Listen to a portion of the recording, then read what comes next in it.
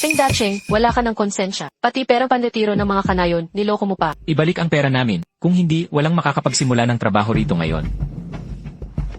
Dumating na, nakuha ko ang mga materyales na ito bago pa tumaas ang presyo. Sapat na ito para patibayin ang mga lumang bahay sa buong nayon. Gusto ng Feng na yan na hukayin ang libingan ng mga ninuno ko. Sagasaan niyo muna ako. Go Giant. Sarili kong pera ang ginamit ko para sa libreng pagpapatibay na ito. Kahit isang sentimo, wala akong siningil para sa paggawa. Kalokohan, habol mo lang ang kompensasyon ng gobyerno sa demolisyon. Ginagawa mong dahilan ang pagpapatibay para magpayaman.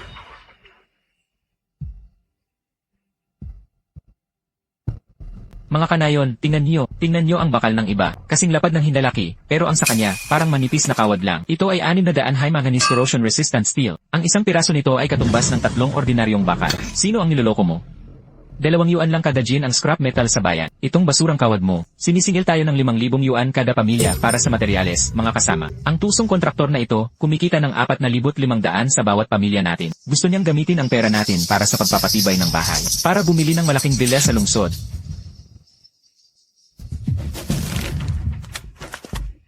Ibalik ang pera namin. Kung hindi, walang makakapagsimula ng trabaho rito ngayon. Ting Dacheng, wala ka ng konsensya. Pati perang pandetiro ng mga kanayon, niloko mo pa. Tiya, ang presyo ng mga materyales na ito sa merkado ay triple na. Nag-aabono pa ako para maipatibay ang mga bahay nyo. Nag-aabono. Ang asawa mo nga, kung makagayak sa lungsod ay parang mapangaki. Hindi ba galing sa pagsipsip sa dugo namin ang pambili roon? Kahit ang scrap metal sa tabi ng daan, mas mabigat pa kaysa sa mga bakal mo. Mga kanayon, gusto niya tayong ipahamak para maagaw ang mga lupa ng bahay natin. Go Jenye, may red alert sa malakas na ulan. Kung hindi lalagyan ng grouting ang pundasyon, siguradong guguho ang bahay na ito. Kung gumuho man, ipaubaya na lang sa langit. Mas mabuti pa yon kaysa madayan ng manlolokong tulad mo. Ginagawa lang namin ito para sa kaligtasan ng lahat. Lumayas ka rito. Huwag kang makisali rito. Wala kang karapatang magsalita. Go Jenye, subukan mo siyang saktan. Bakit mananakit ka? Halikayo, tingnan niyo. Gusto kaming patahimikin ng walang konsensyang foreman na ito. Binili natin yan sa halagang 100,000 yuan. Imported na kagamitan yan. 100,000. Sa tingin ko, 50 yuan lang ang halaga niyan. Sino ang tinatakot mo gamit ang basurang kamerang yan? Go Giant. Ang winasak mo ay ang taming kaligtasan ng buong nayon. Ang winawasak ko ay ang kasakiman mo. Dacheng, umalis na tayo. Ibalik natin ang mga materyales na ito sa lungsod at ibenta. Makakakuha pa tayo ng 100,000 ribo. Kapag bumuhos ang ulan na ito, kalahati ng mga lumang bahay sa nayon ay tiyak na mawawasak. Basta't ma-inject natin ang grouting material bukas. Kahit wala tayong sisingilin, kahit paano ay maililigtas natin ang mga lumang bahay. Dito mismo, nagtatago si Feng Dacheng ng mga bariles ng lason, sa likod mismo ng kubo na ito. Tignan niyong lahat. Ito ang lason na balak ihalo ni Feng Dacheng sa balon natin. Espesyal na grouting material yan para sa pagpapalakas ng pundasyon. Para yan patatagin ang lupa sa ilalim. Anong klaseng material ang ganito kabaho? Gusto mo lang lasunin kaming lahat para makuha at ma-develop ang lupa namin. Isinumbong na kita sa pulis, sa kasong iligal na pag-imbak ng mga mapanganib na kemikal. Humanda kang mabulok sa kulungan. Feng Dacheng, may ulat laban sa iyo para sa iligal na pag-imbak ng mga mapanganib na kemikal. Kailangan mong sumama sa amin. Ligtas at aprobadong materyales ito para sa pagpapatibay ng pundasyon. Nasa kotse ko ang mga papeles.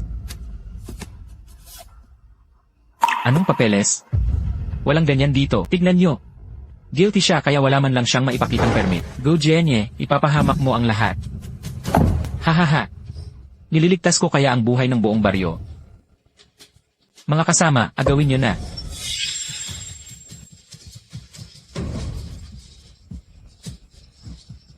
Matibay sigurong panggawa ng bakod ang manipis na alambring ito.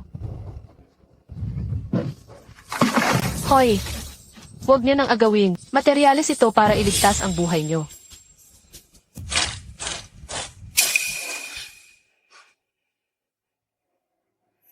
Kining, huwag ka nang umiyak. Aba, nakalabas na pala ang walang budhing kontratista. Sakto, napaghasya na namin ang lahat ng gamit. Pwede ka nang lumayas. Go Giant. Ang natitirang mga rebar buckle ay ako ang nagbaon sa lupa. Sinong may pakialam sa mga karayom mong yan?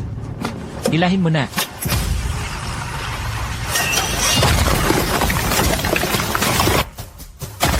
Go Jenye, epektibo na ang red alert. Pagkaraan ng 2 oras, babanat ang malakas na ulan. Lene, ako mismo ang nagsara ng pintong ito. Kahit bumagsak pa ang langit, huwag na huwag kang magmamakaawa sa akin.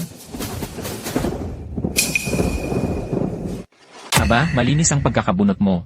Kailangan mong patagin ang mga butas na ito bago ka umalis. Go Jenny, yung mga tinangay mong rebar buckle, siguraduhin mong itatago mo ng mabuti. Siyempre naman, ipang-weld ko to sa malaking bakal na pinto para lalo kang mainis. Espesyal na high manganese steel, gagamitin mo lang pang-weld ng pinto. Napakalaking pagsasayang ng materyales. Feng Dacheng, ibalik mo ang 500 yuan na binayad namin para sa pagsusuka. Sinira nyo ang instrumento ko sa pagsusuka. Itabi nyo na lang ang 500 yuan na yan para ipambili ng kabaong nyo.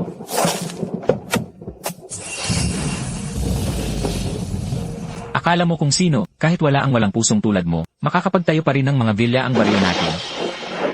Dacheng, talagang matitiis mo ba, na makitang maging guho ang mga lumang bahay sa buong baryo natin? Kapitan, hindi sa ayaw kong ayusin ang mga bahay, kundi dahil labis nang nasaktan ang kalooban ko. Tito Lee, sumama na po kayo sa amin. Hindi na pwedeng manatili sa baryong ito. Si Tito Lee lang ang tanging nakakaintindi sa ngayon. Hindi natin siya pwedeng iwan dito. Tito Lee, sa loob ng 2 oras, babagsak na ang ulan. Sakay na. Jenny, bilisan mo, pasabihan mo ang lahat na tabunan na ang pundasyon. Paparating na ang ulan. Matandang hukluban, huwag mo kaming harangan sa pagpapayaman. Kasalanan niya, hindi siya makatayo ng maayos. Huwag niyo siyang pansinin. Sumama kayo sa akin sa bayan para kumuha ng murang semento. Tara.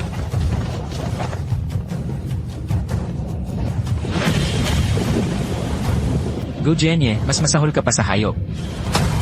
Dacheng, huwag mo silang sisihin. Dala lang ito ng takot sa kahirapan. Kinin.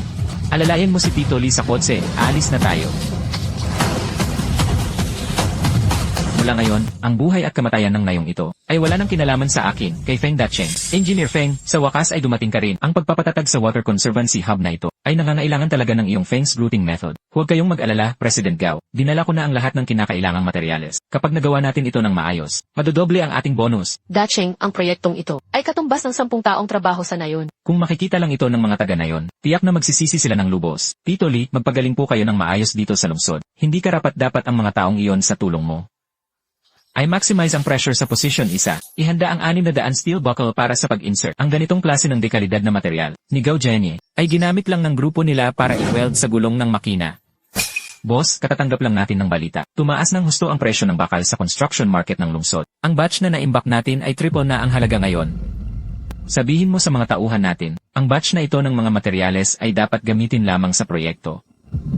Jenny, bakit parang malambot at marupok itong semento? Siyempre naman, kaya amura dahil repack lang ito. Pangmurakot lang sa pera ang mga branded na binili ni Feng Dacheng. Si Jenny talaga ang maasahan. Nakatipid tayo ng 30 yuan kada sako. Kapag natuyo na ang sementong ito, siguradong mas matibay pa ito sa espesyal na material ni Feng Dacheng.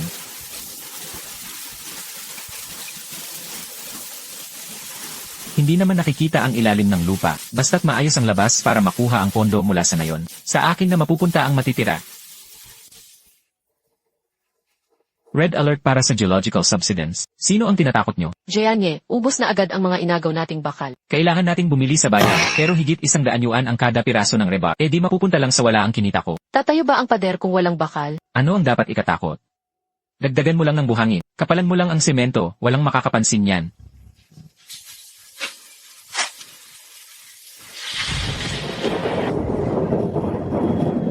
Engineer Feng, naging matagumpay ang unang yugto ng reinforcement test. Napakagaling talaga ng iyong Feng's routing method dahil ito sa kahusayan ng teknolohiyang binuo ng bansa natin. May malawak na pananaw talaga kayo, Engineer Feng. Nag-imbak kayo ng maaga ng murang materyales na nagkakahalaga ng milyon-milyon. Bilib talaga ako sa diskarte nyo. Hindi lang ito dahil sa pananaw, kundi dahil gusto lang niyang bigyan ng pagkakataong makaligtas ang mga taga nayon. Sayang lang at hindi nila ito pinahalagahan. Boss, 80 yuan lang ito noong isang araw.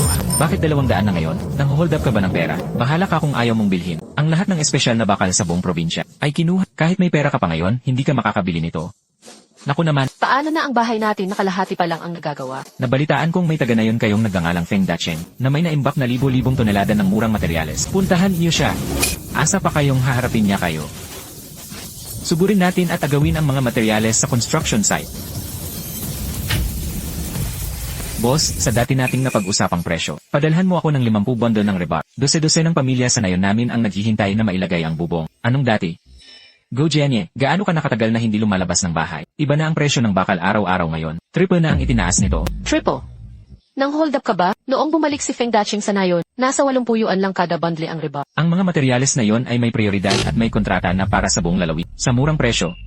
Pero kayong mga taga-nayon, pinalayas niyo ang tunay na eksperto. At ngayon, umaasta kayong kung sino. Kung walang pera, lumayas kayo. Anger.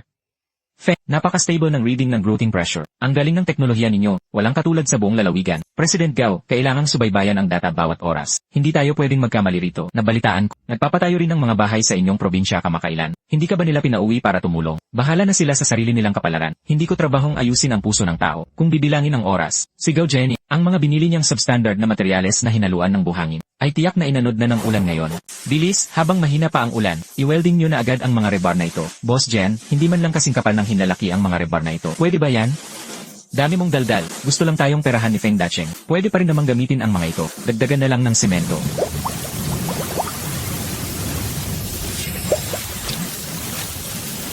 Ginoong Feng, ito ang may pinakamagandang school district sa buong lungsod. Duplex ito. Ang bawat metro kwadrado rito kay Dacheng, katumbas na ng kalahating bahay sa baryo natin. Gusto mo ba talaga itong bilhin? Dahil sira na ang pundasyon ng kinging, di magtayo tayo ng bago.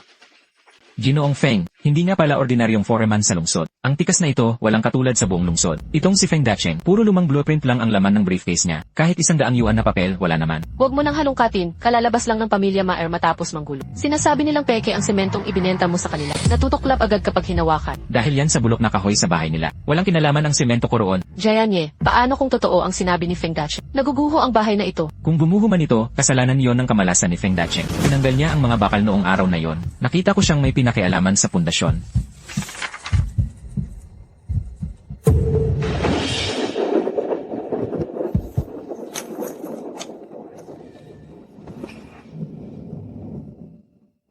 Naku, may bitak na ang pader sa bahay ng pamilya Maer. Uncle Lee, tagalungsod na kayo ngayon. Huwag niyo nang isipin ang mga problema sa probinsya. Dose-dose ng buhay ang nakataya roon. Dacheng, yung murang mga materyales na hawak mo ngayon, hindi mo ba talaga pwedeng ibahagi ang ilan doon? Tito Lee, doon nakasalalay ang pangunahing proyekto sa pagpapatibay ng lungsod. Kapag binigay ko sa kanila, sino ang mananagot kapag nagkaproblema ang proyekto? Dacheng, may tumatawag mula sa probinsya. Si Makuni iyon, Jayanye. May bitak ang pader. May bitak ang pader. Huwag kang sumigaw, hindi lang pantay ang pagkakatuyo ng semento. Lumulubog na ang pundasyon. Bumubula yung parte kung saan tinanggal ni Feng Dacheng ang mga bakal. Takpan mo. Bilisan mo, takpan mo ng puti. Huwag mong hayaang makita ng iba.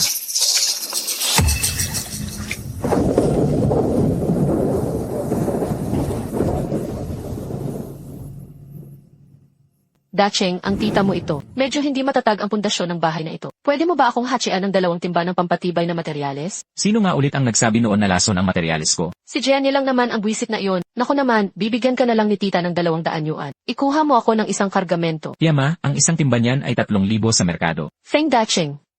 Talagang sinasamantala mo ang sakuna para kumita. Siya talaga ang salot sa baryo natin. Humanda ka, Feng Dacheng. Paghupa ng ulan, isusumbong ka namin sa pagtatago ng materyales ng pamahalaan. Tiyak na mabubulok ka sa kulungan. Boss, gumagawa ng gulo ang mga taga-baryo sa tapat ng construction site. Pinipilit ka nilang ibalik ang mga kinamal mong pera. Sabihin mo sa mga gwardiya na harangan sila. Kapag may nangahas na pumasok ng pilit, ihatid nyo agad sila sa istasyon ng pulis. Hindi ba't nagrereklamo kayong mahal ang mga materyales ko? E di subukan nyong gamitin ang mga murang materyales niyo. At tingnan natin kung makakaya niyan ang bagyo ngayong gabi.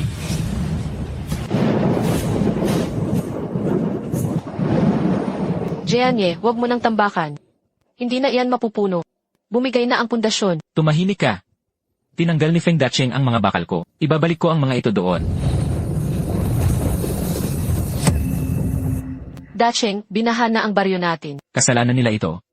Sila mismo ang nagdala ng kapahamakan sa sarili nila. Dacheng, tayo ba? Hindi ba talaga natin tutulungan si Tito Lee?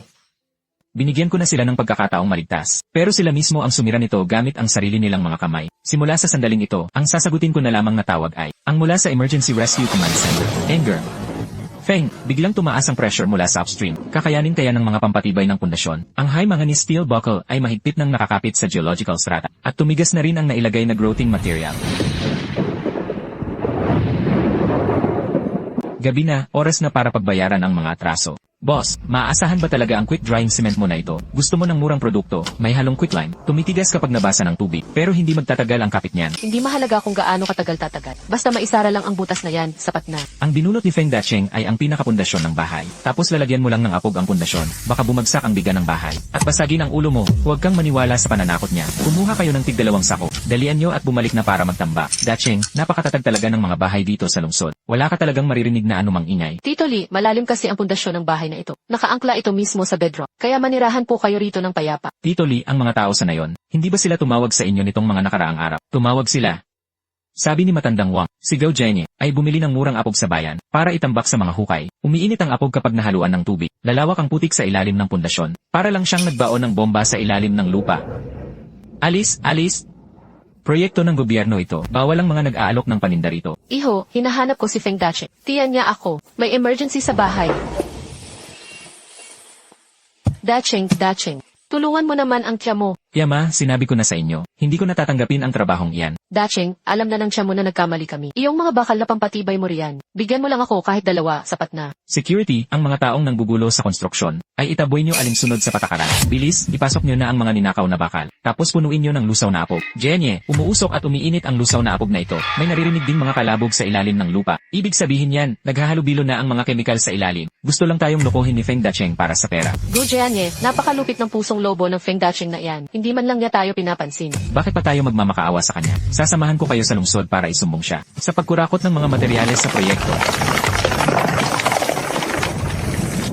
Bilis, takpan nyo ng lupa. Bilis. Anger.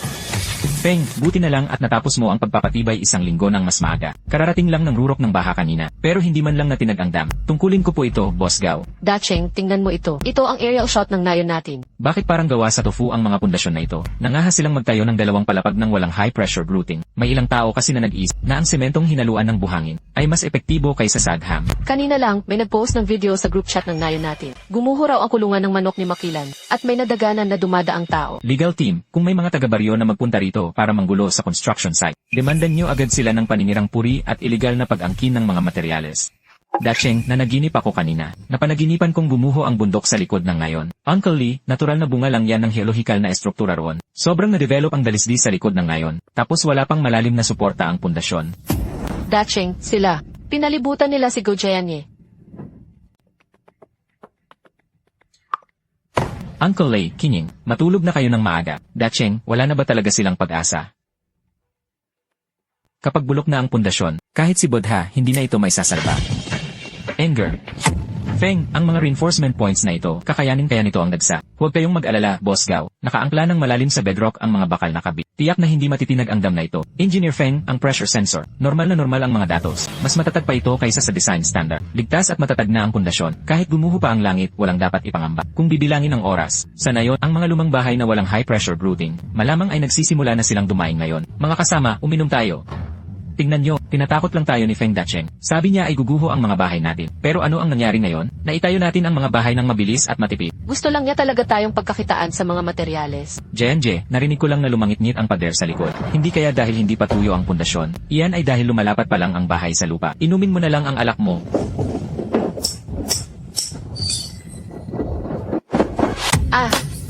Jianye, tingnan mo. May bitak ang kisam.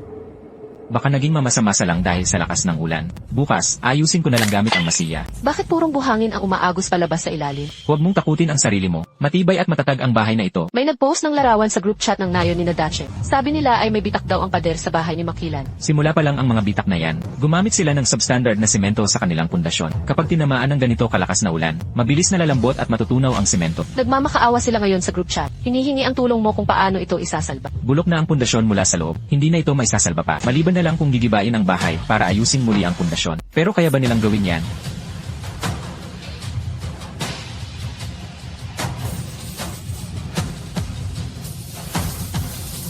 Hay! Harakan nyo ng mga sako, takpan at punuin nyo ang butas na yan. Jianye, hindi mapuno. Inaanod lang agad ng tubig ang itinatakip natin. Go Jianye, tingnan mo ang whirlpool na yan. May malaking tagas sa ilalim ng lupa. Sinabi na ni Feng Dacheng na may underground current dito. Kailangan gumamit ng special grouting material. Nagkatotoo ang lahat ng sinabi niya. Ang teknolohiya ay para sa pagliligtas ng buhay, hindi para mangkamkam ng pera. Feng Gong, nabalitaan kong ang mga tao sa nayon nyo. Halos yuntog na ang ulo sa pader sa matinding pagsisisi ngayon. Nagpaplano silang pumunta rito sa lungsod ng sabay-sabay para makiusap na bumalik ka. Makiusap. Noong sinira nila ang mga kagamitan ko, at pinagbintangan akong nagtatago ng droga, hindi ganyan ang hitsura ng mga mukha nila. Ang bahay ko, ang bahay na pinag-ipunan ko buong buhay para sa pagtanda ko. Si Feng Dacheng, siya ang nagtanggal ng mga bakat. Sinira niya ang Feng Shui natin. Go Jianye, puro buhangin lang ang sementong binili mo. Mandaraya ka, at nagagawa mo pang manis. Sinabi na ni Dacheng na guguho ito kapag hindi nag-grouting, pero pinilit mo pa ring maglagay ng buhangin. Decheng, gumuho na ang karugtong na kwarto sa bahay ni Makilan. Sinasabi nilang bukas ng umaga, sabay-sabay silang luluhod sa harap ng gate ng construction site natin, para lang makiusap na bumalik ka. Noong minanakaw nila ang mga materyales ko, napakabilis naman ng kanilang mga kilos. Uncle Lee, maawain po kayo. Pero tandaan nyo, ang ilang hukay, sila mismo ang humukay at kusang tumalon doon. Hindi na sila pwedeng isalba pa. Decheng, lumabas ka naman at iligtas ang ngayon natin. May mga bitak na ang lahat ng bahay. Dacheng, lumuluhod na ang tita mo sa iyo. Bumalik ka na, please. Magsisunod na kami sa lahat ng sasabihin mo. Noong sinabi kong kailangan mag-growing, sabi nyo may laso nito. Noong sinabi kong patibayin, sabi nyo mukha akong pera. Ngayong gumuho na ang mga bahay nyo. Sa kanyo lang ako naalala. Dacheng, nabulag kami noon sa kasakiman. Security, ay clear ang lugar. Nang aabala sila sa pag-usad ng key project ng lungsod. Ihatid sila direkta sa presinto. Tabi, Dacheng.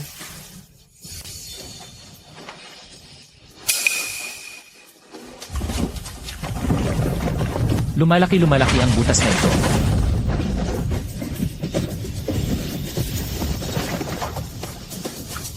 Kapag nasira ang pundasyon, wala nang makakapag-ayos nito.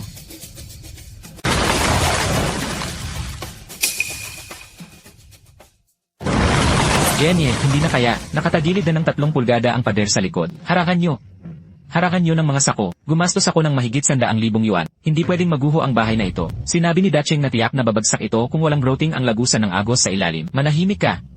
Sinumpalang tayo ng malas na si Feng Dacheng. Lahat kayo, sumunod sa akin. Takpan niyo ang butas na yan.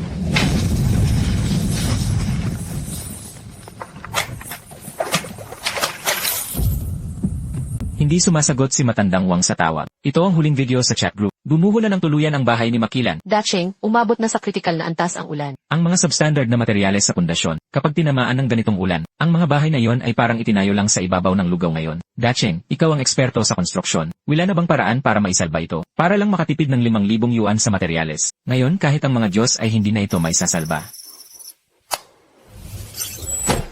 Ang bankbook ko, nasa loob pa ng bahay ang bankbook ko. Gu Jianye, bayaran mo ang bahay ko. Bayaran mo ang perang naipon ko para sa pagtanda ko. Huwag mo akong sisihin.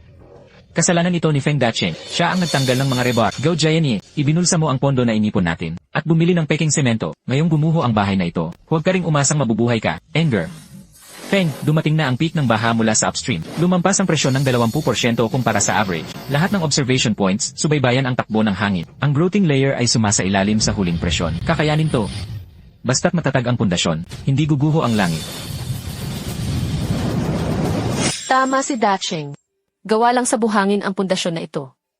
Madali itong magiba sa kaunting hawak lang. Huwag kayong tumingin sa akin, magmakaawa kayo kay Feng Dacheng. May lakas ng loob ka pa talagang banggitin si Dacheng. Sino ang nanguna sa pagsasabing? Nilason niya ang growing material. Feng Gong, tingnan mo ang direksyon ng mga bita. Lahat ay nakahilera sa mga panganib na minarkahan mo noon na gumuho ngayon. Binigyan ko na sila ng plano noon. Mga blueprint iyon na makapagliligtas buhay sana. Go Jenny, inakay ng hayop na yan ang lahat sa kapahamakan. Decheng, talagang wala ka bang balak bumalik para tingnan sila? Tito Lee, may pinirmahan akong kontrata sa lungsod. Ang responsibilidad natin ay nasa dam na ito. Tungkol naman sa ating baryo, noong araw na pinalayas nila ako, wala na akong pundasyon doon. Feng Dacheng, lumabas ka rito. Hindi mo kami pwedeng pabayaan na lang mamatay. Umalis ka rito, huwag mo kaming i-guilt trip. Nakikipagpulong si Manager Feng sa delegasyon ng parangal mula sa lungsod. Dacheng, ang tiya mo ay lumuluhod na sa harap mo. Gumawa ka naman ng paraan para sa baryo natin. Wala na ang lahat ng mga bahay. Ngayon, alam nyo na kung paano lumuhod. Noong sinira nyo ang instrumento ko sa pagsusukat, bakit hindi nyo inisip na darating ang araw na ito? Dacheng, nag-text si Ma-urge na. Gusto raw ni Gao Jianye na ibalik sa iyo ang 2,000 yuan na bayad sa materyales at nagmamakaawang ituro mo sa kanila ang daan para makaligtas. Ipatabi mo sa kanila ang 2,000 yuan na yan para ipagawa ng sarili nilang libingan. Ang daan sa kaligtasan ay sariling lakad, ang daan sa kamatayan ay sariling hukay. Go Jenny, ikaw ay suspect sa naganap na malubhang aksidente sa kaligtasan sa engineering. Ilegal na pagkamkam ng pondong nilikom. Inosente ako. May mali rito. Si Feng Dacheng ang sumira sa akin. Siya ang nagtanggal ng mga rebar. Ang tinanggal ni Dacheng ay ang bakal sa pundasyon. Pero buhangin naman ang ipinalit mo. Gu Jianye, dapat ka lang mamatay. Nagsyalis na ang lahat. Uncle Lee, mahaba pa ang landas na tatahakin natin.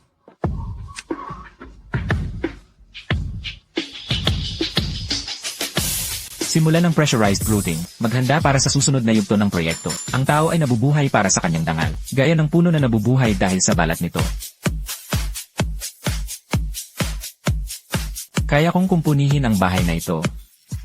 Pero ang puso ng tao ay hindi ko kayang ayusin. Bumagsak ang bago kong pader. Halos madagil at maipit ang anak ko. Yung sementong binenta ng walang konsensyang si Gao Jianye. Puro buhangin lang pala ang laman. Sabi nga pala ni Dacheng noon, kailangan ang high-pressure grouting para barahan ang mga agos sa ilalim ng lupa. Pero hindi tayo nakinig sa kanya. Ano, nakita mo ba si Dacheng nang pumunta ka sa lungsod? Hindi ko siya nakita. Sabi ng gwardiya, si Dacheng bilang bayani ng lungsod ay abala ngayon sa pagprotekta sa dam ng lungsod. Wala siyang oras para sa mga gulo natin dito. President Feng, ang bayad para sa yugtong ito ng proyekto ay pumasok na sa account mo. Kasama ang bonus may kabuang 5 milyong yuan nito. Anger. Feng. Hindi. Dapat na kitang tawaging President Feng ngayon. Nagdesisyon ang pamahalaang lungsod na ibigay rin sa iyo ang kontrata ng kooperasyon para sa ikalawang bahagi ng taon. Ako na ang bahalang mag-asikaso sa trabaho kasama ang mga tauhan ko. Mabuti. Basta matibay ang pundasyon. Hindi ako magugutom kailanman. Ako si Feng Dacheng. Nabalitaan ko na ang mga taga-nayon nyo ay nakaluhod pa rin sa labas ng construction site. Gusto mo bang palayasin sila ng mga pulis? Hayaan mo lang silang lumuhod dyan. Hindi kailangang lumuhod, wala ring silbi yan. Bulok na ang pundasyon. Kahit lumuhod pa kayo hanggang kamatayan, hindi na maibabalik ang kahit isang haligi.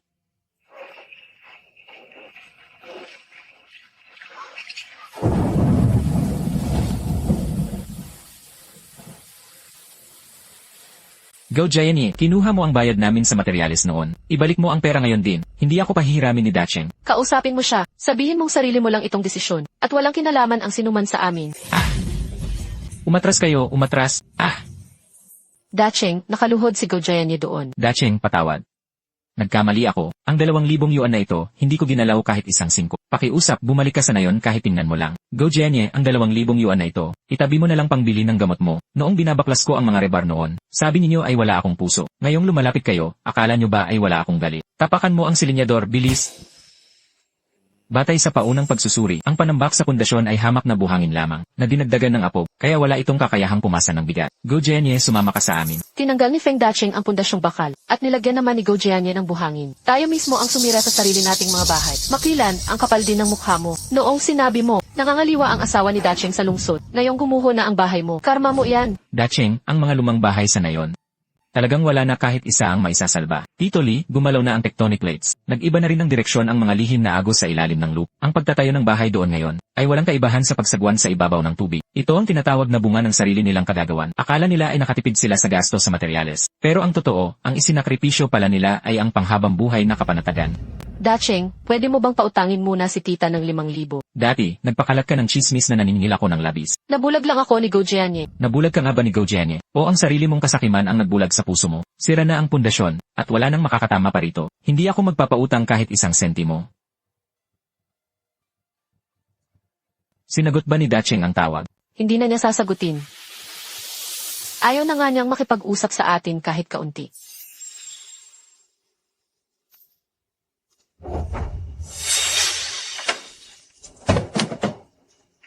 Dacheng.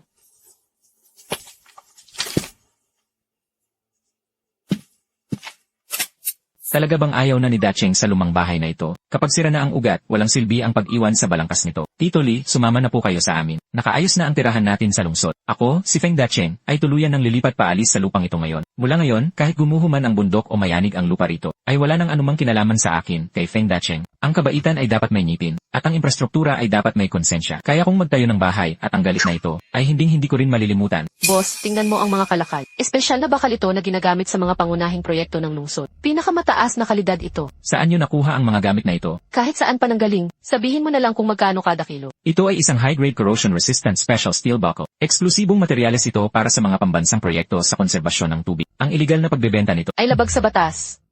Akala ko ba scrap metal lang to? scrap metal. Nagnakaw kayo ng materyales ng iba para ibenta. Ilan ba ang buhay ko para maglakas loob na bilhin yan? Layas! Layas! Layas!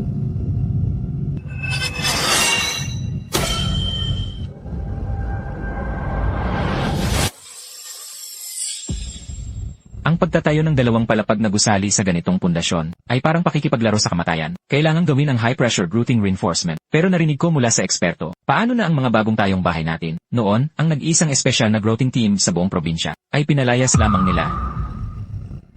Salamat sa iyo, Feng Gong, sa pagprotekta sa linya ng depensa ng lungsod. Ang iyong Feng's grouting method ang nagligtas sa buong lungsod. Ang pundasyon ng infrastruktura ay ang mga materyales, at higit sa lahat, ang konsensya. Kapag nabaluktot ang konsensya, kahit gaano pa kakapalang pader, duguho pa rin ito. Taga-baryo natin siya. Si Dacheng natin yan. Dacheng.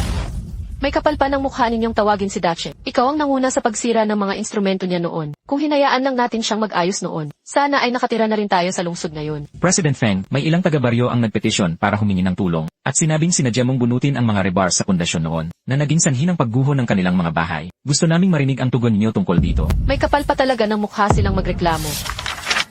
Ito ang Geological Risk Notification bago ang konstruksyon. Nandito ang pangalan ni Go Jenny at ang mga pulang thumbprint ng lahat ng taga-baryo na tumangging pumirma. Ito ang video noong araw na hininto ang trabaho. Sinalakay at pinag-agawan nila ang mga materyales para sa pambansang proyekto. Ang tinanggal ko ay ang mga rebar na wala ng silbi para sa pagpapatibay. Mga kaibigang mamamahayag, ako ay isang negosyante, hindi isang pilantropo. Ang kabutihang loob ko ay itinuring nilang masamang hangarin. Ngayon, pinoprotektahan ko lang ang aking mga legal na ari-arian. Anong masama doon? Dacheng, nag-text ulit si Meerj. Sabi niya, untog daw ng untog sa pader ang tatay ni Go Jianye sa harap ng kulungan. Nagmamakaawang bigyan mo sila ng sulat ng pagpapataw. Kinging, naalala mo pa ba ang lumang balon sa ating na yon? Pinulungan ako ni Lolo Zhang noon, kaya ang pagligtas ko sa apo niya ay pagtanaw ng utang na loob. Inakusahan ako ng mali ni Go Jianye at sinira ang hanap buhay ko. Iyon ay pagtatanim ng kasulatan ng pagpapatawa. Akong si Feng Dacheng, maaaring hindi ako maghiganti, pero hindi ko siya papatawarin. Dacheng, nagkamali ako. Pakiusap, patawarin mo na ako. Wala nang natira sa akin. Go Jenny, naaalala mo pa ba noong araw na bumalik ako sa nayon? Ang mga sinabi mo, ako nagbibiro lang ako noon. Sabi mo, kayang talunin ng tao ang kalikasan. Feng Dacheng, napakawalang puso mong tao. Hay Dacheng. Naputol na ang mga ugat natin sa ating bayan. Tay, naputol ang ugat dahil bulok na ang lupa. Mula ngayon, dito na tayo mag-ugat sa lungsod na ito, basta't matuwid ang ating pamumuhay, at may malinis na konsensya, kahit saan ay magiging tahanan natin. Papa, iyon ba ang dati mong bayan? Bakit po gumuho ang lahat ng mga bahay doon? Dahil ang mga bahay na yon ay walang tunay na pundasyon. Sa nakaraang taon, nagtatrabaho ng mga part-time job sa bayan sina Makilan at ang iba pa. Nabalitaan kong binabanggit ka nila araw-araw. Kahit pabanggitin nila ako, hindi na nito maaayos ang mga bahay nila. Ako si Feng Dacheng at nagtatrabaho ako sa konstruksyon. Sa buong buhay ko, napakarami ko nang nakitang mga pundasyon at naintindihan ko na ang pundasyon ng bahay ay bakal at semento, samantalang ang pundasyon ng tao ay paggalang at pasasalamat. Naway magpatatag ang pag-grout at presyon sa ating pundasyon.